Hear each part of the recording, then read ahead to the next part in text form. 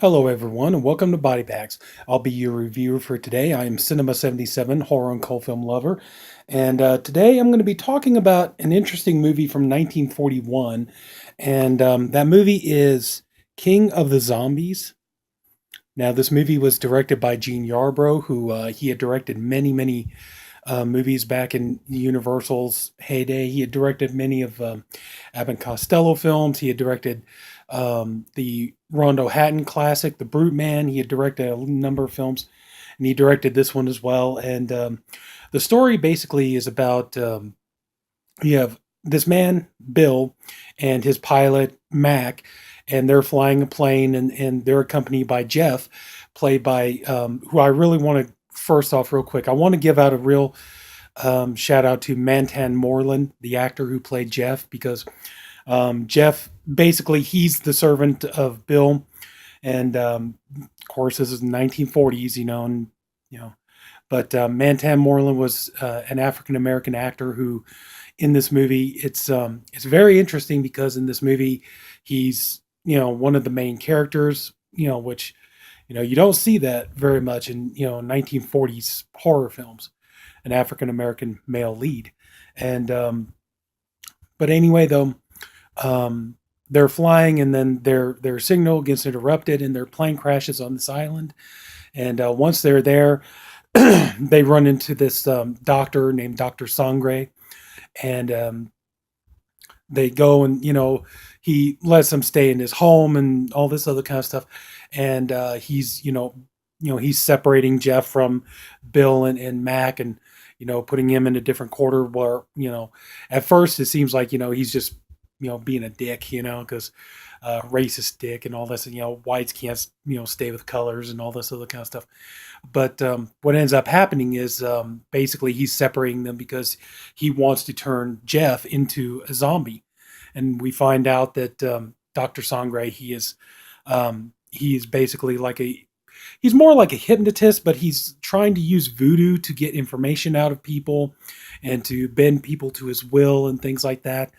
And so he wants to go ahead and he wants to go ahead and turn Jeff into a zombie and basically make him just a slave and stuff. And he wants to turn Mac into a zombie as well because he wants to get information from him and things like that. But Jeff, being a smart guy, and he's like more kind of, being in the position of, Jeff is kind of the character. He's the observer. He's kind of the audience surrogate. He's the comic relief.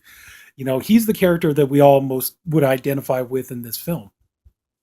Now, as the movie progresses, and then, Jeff, he finds, the woman who's basically like the maid and the cook and stuff. And, he gets to know her, and they have some fun, witty banter back and forth. They're kind of, there's a lot of comedy to be had there, and they're kind of taking pot shots at each other and stuff.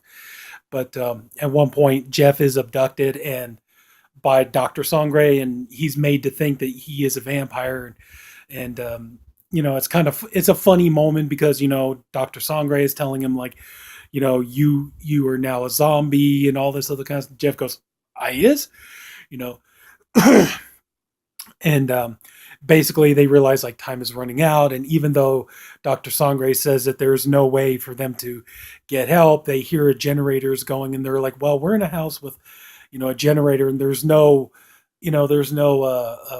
electricity or anything like that. What the hell is a generator for? And they're all like, it's for the for the radio. We could radio out for help. So Mac is trying to find, the radio. Meanwhile, Bill is kind of like, he's the irritating character in this movie, I would say, because Jeff is, he's a character who like right away, he notices something is wrong with this place. Something is off. And he's trying to, warn the other characters, Bill and Mac. At first, Mac is kind of like, I don't really buy into this, but Mac, kind of really starts to come around a lot easier, where Bill is he's kind of the more annoying character in the sense that like, no matter what, everybody's like telling him there's zombies, there's this going on, there's that going on. And he's the one, there's gotta be a rational explanation for everything. So he's kind of like the character that's kind of, irritating, so, I mean, eventually he does come around and realize something is going wrong and everything. But, Oh yeah, but he's the one you're kind of like, oh God, dude, wake up, man. But Jeff, Jeff is, he's the smart guy. He's the funny guy. He's the one that the audience would definitely most identify with, even if he is 1941 horror film African American male. So, but anyway, so Dr. Sangre, he's trying to do the he's trying to do the ritual, and he find at first he tell um you know Bill thinks that Mac is dead, and the Dr. Sangre allows him to think that and everything, but then we find out that basically Dr. Sangre has turned Bill into one of the or Mac into one of the zombies, and then it's up to Jeff and it's up to Bill to basically foil the evil plan and save the day. So, but anyway, though, yeah, the movie it's very short. It only runs about 67 minutes, and it's a very I think it's a very interesting film. Yeah, it's a 1940s film, so there's kind of that there's kind of that old fashioned stuff that wouldn't really play very well with movies today. But it's a product of its time.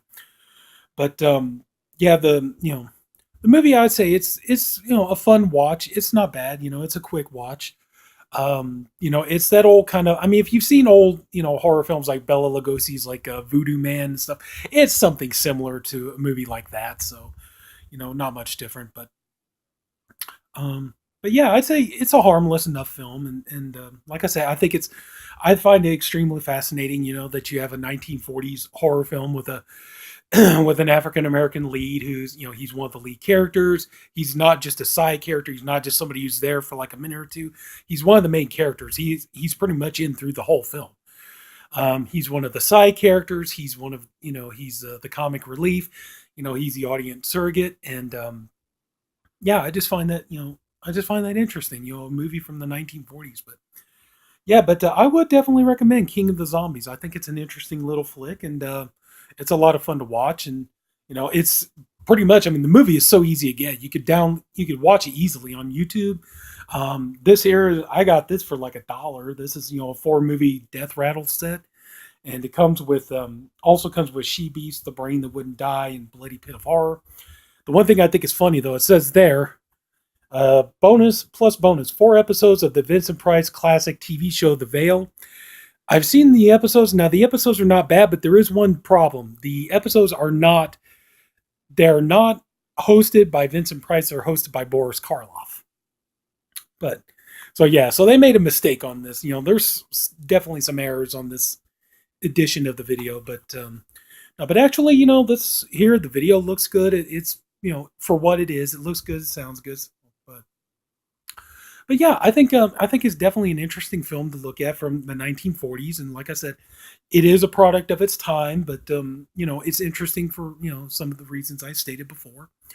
But it's actually got some good spooky elements too. It's got a couple of moments, got some good gothic atmosphere and some good interesting scenes. So there's a couple of the zombies actually look kind of scary and intimidating looking. So yeah, so I would definitely recommend. I would say go ahead and give King of the Zombies a shot. Anyway, that's going to do it. If anybody took the time to watch this video, I thank you for doing it, and I appreciate you for doing it. I hope you like this video, and if you do, please like and subscribe to the Body Bags channel. We have great reviewers, and they're always doing great stuff. And you know it's a weekly show, Monday through Sunday. I'm the Saturday reviewer, and so yeah. And everybody, thanks for watching. Take care. I hope you have a wonderful day and enjoy the rest of the week on Body Bags. And bye bye.